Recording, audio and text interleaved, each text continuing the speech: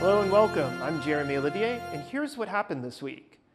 The military was put on high alert after China held live-fire exercises in the Taiwan Strait on Tuesday. Jaime Okan was following the drills and has this report. China has wrapped up its latest iteration of live-fire exercises in the Taiwan Strait.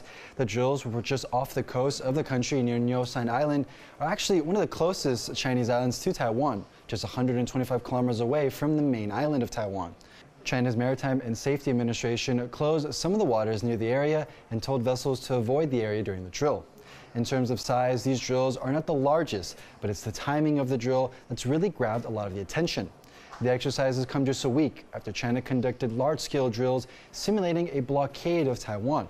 The exercises also come just 2 days after the US and Canada sailed guided missile destroyers through the Taiwan Strait. Beijing does not like when foreign militaries operate in the Taiwan Strait, as it believes that this body of water, as well as Taiwan as a whole, is part of its own territory. Taiwan's defense ministry says it's deployed the military to monitor the situation and learn what exactly is China practicing. Taiwan is also getting ready to conduct live-fire exercises in the Taiwan Strait, with planned live-fire tank and missile drills planned for Penghu on Thursday. Taiwan's military says that its military exercises are more of a demonstration of its capability, saying that it's willing to do everything it can to defend its borders. Devin Tai and Jaime Okan in Taipei for TaiwanPlus. Taiwan's government is reportedly working out how it would keep its people fed in the case of a Chinese blockade. Jaime Okan has this story as well. Taiwan has released some rare details of how it's preparing for emergencies like a potential conflict with China. In a report to the legislature, Taiwan says that it's been stockpiling and taking monthly inventories of food, making sure they're spread and stored across Taiwan if China's military encircled the country. Beijing has threatened to take Taiwan by force if necessary. Taking rice, for example, under law, Taiwan must have at least 3 months' worth of rice stockpiles. In this report, it shows that the Agriculture Ministry actually has more than 7 months' worth of rice and is working to build supply stations across Taiwan to distribute food in the case of a crisis. The report also mentions that Taiwan has the infrastructure and ability to support fishing in ponds for more than 3 months. A source I spoke with who's familiar with Taiwan's security policy says whether or not all this is enough is tough to say. They say it would depend on consumption rates during a blockade, meaning food would need to be rationed.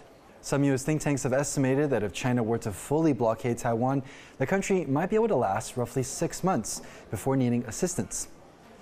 People are talking about the blockade of Taiwan because earlier this month, China conducted a simulated blockade of the country after President Lai Ching-te gave a speech during National Day on October 10th.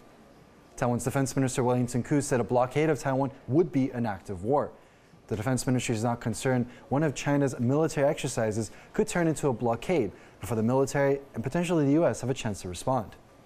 So all this talk about rationing food is more for Taiwan to understand what it needs to do to prepare for a possible blockade, both from a military and from a civilian standpoint. John Su and Jaime Okan in Taipei for TaiwanPlus. At least 8 active and retired members of Taiwan's military have been charged with spying for China. Investigators say they were recruited by a woman who belongs to a criminal gang and runs a temple in New Taipei. She has also been charged. Her recruits had to film themselves in uniform with a Chinese flag and say they would surrender in the event of war. They were specially tasked with passing on information about Taiwan's military planes.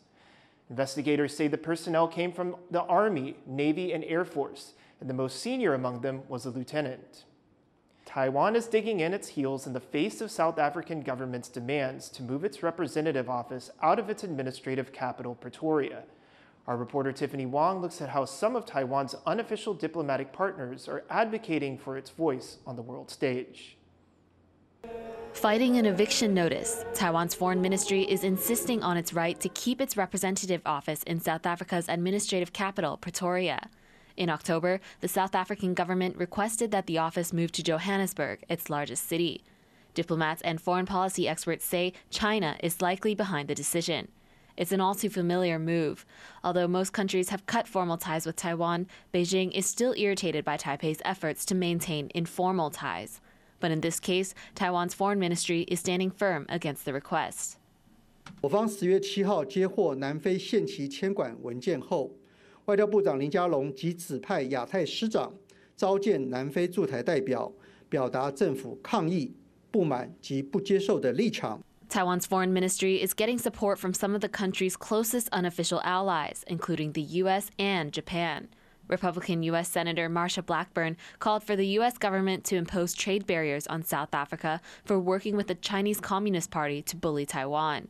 The Taiwan-Japan Exchange Association also received advice from Japan and the U.S., but did not provide specifics. And South African political parties like the IFP are also protesting their government's decision.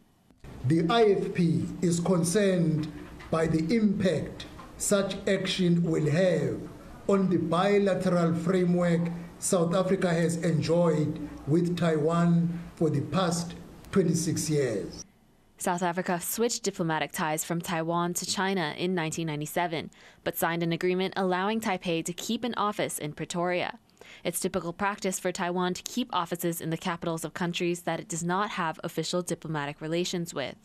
非邦交国的这个外交空间来讲，其实是非常的大。我们应该可以利用我们的这个经贸的这个实力，去跟各国去做谈判。 The foreign ministry has said they haven't ruled out forcing South Africa to move its own representative office out of Taipei. But with only a week left to negotiate before Pretoria says it'll shut Taiwan's de facto embassy down, Taipei might be left with no other choice than to move out. Patrick Chen and Tiffany Wong for TaiwanPlus. Lawmakers have met to discuss Taiwan's declining population and aging society. Changes to immigration policies were proposed as a possible solution, but as Chris Gorin reports, it remains a thorny issue.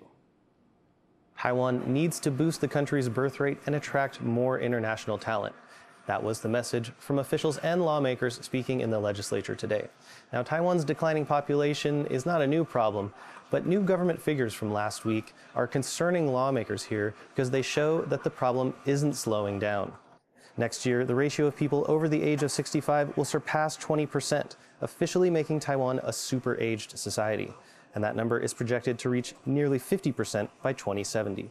While Taiwan has been implementing various policies to encourage people to have more children, lawmakers today are saying that low wages and labor shortages are driving the problem.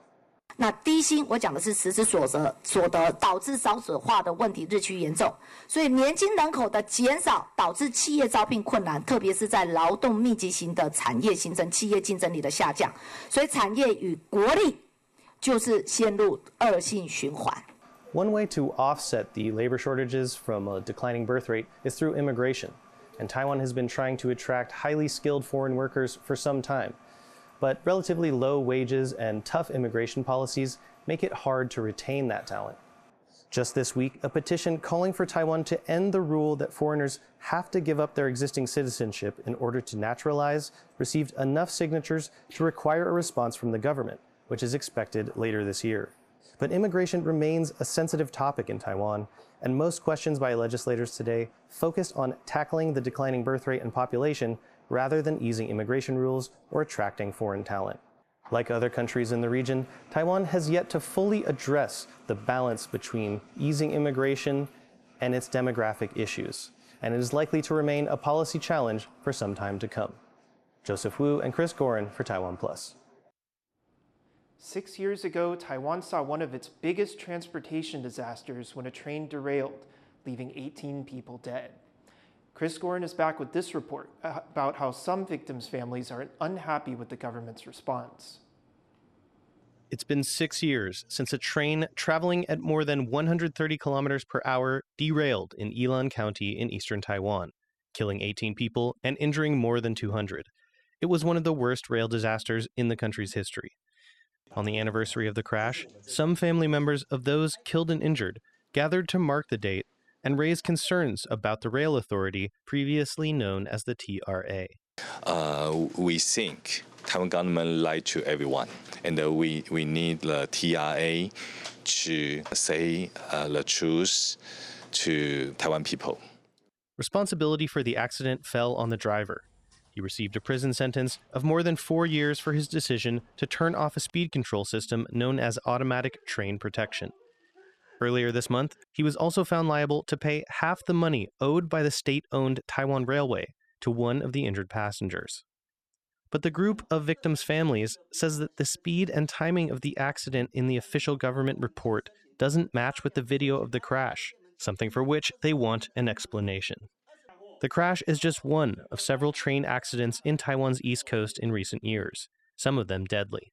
In 2021, a truck that fell onto the tracks derailed a train that killed at least 49 people. And earlier this year, landslides caused a partial train derailment in which at least 9 people were injured. The government says it has made efforts to improve train safety in light of recent disasters, such as strengthening monitoring and automated safety systems. And this year, the rail authority changed from a government agency to a state-owned company, which is aimed at improving management and services. 我们台铁必须把这个教训当作我们安全改革的一个动力，包括交通部我们也会这个全力对于台铁安全改革。 Yet, despite these efforts, natural disasters such as earthquakes and typhoons have continued to cause track closures on the East Coast. The country now moves forward, hoping that these reforms will be enough to avert the next disaster. Joseph Wu and Chris Gorin for TaiwanPlus.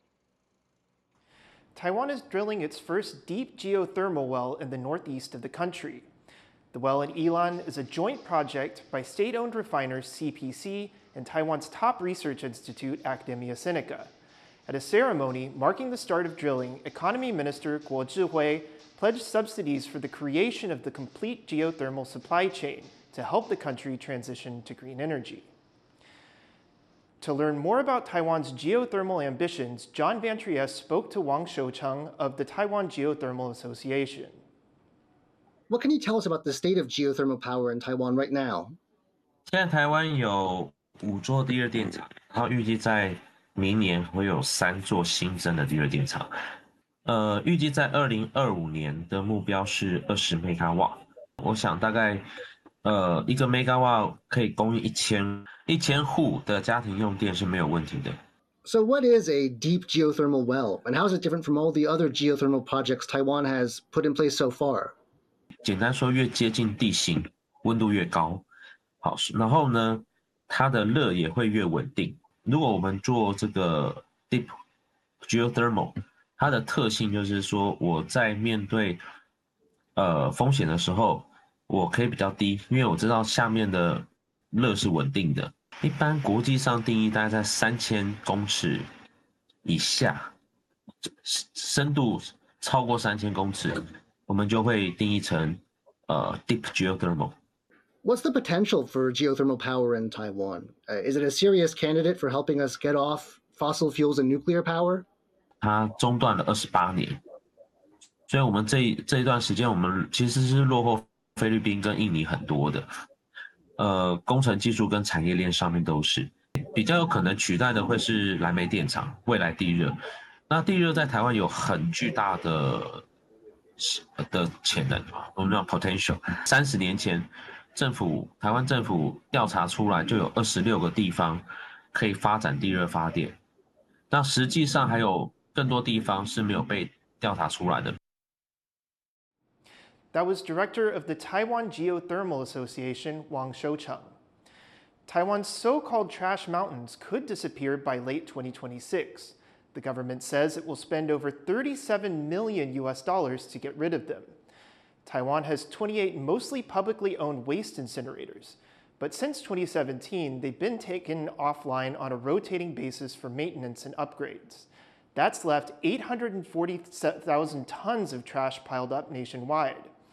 Environment Minister Peng Qiming has asked Taipei to use its extra capacity to help, taking in trash from overwhelmed parts of the country to speed up the cleanup process. Thank you for watching Here's What Happened. You can visit the TaiwanPlus website or our social media for more stories from Taiwan and around the world.